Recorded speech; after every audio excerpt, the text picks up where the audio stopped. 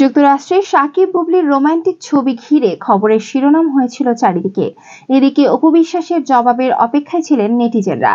সাকিব খান, শবনম বুবলির ছবি এবং ঘুরে বেড়ানো এ নিয়ে কোনো প্রতিক্রিয়া দেখাননি অপু বিশ্বাস। এক সাক্ষাৎকারে অপু জানিয়েছেন, তার অ্যাডমিনরা সাকিব বুবলির ছবি তাকে পাঠিয়েছিল, তিনি দেখেছেন।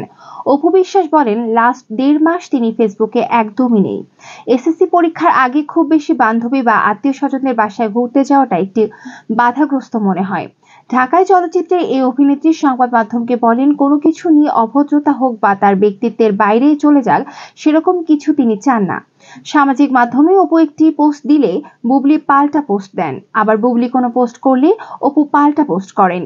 কিন্তু এবার অপুর নীরবতাকে তার ভক্তরা ভাবছে তিনি বুঝি হাল ছেড়ে দিয়েছেন।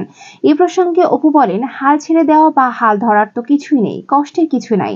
তিনি কাজ করছেন, কাজ করে যেতে হবে। তিনি 15 জুন সবকিছু স্টপ আউট করে দিয়েছেন।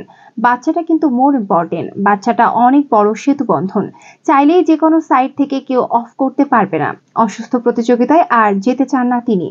তিনি বলেন, তার কাছে মনে হচ্ছে শাকিব খানকে ছোট করা হচ্ছে। যে মানুষটাকে ছোট করার কথা তিনি কখনো কামনা করেন না।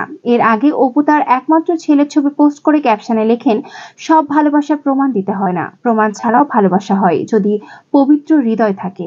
এর আগে একটি অনুষ্ঠানে অপুকে বলতে শোনা যায়, তিনি মানুষের মতো মানুষ করে সবার সামনে আব্রামকে প্রেজেন্ট করতে চান।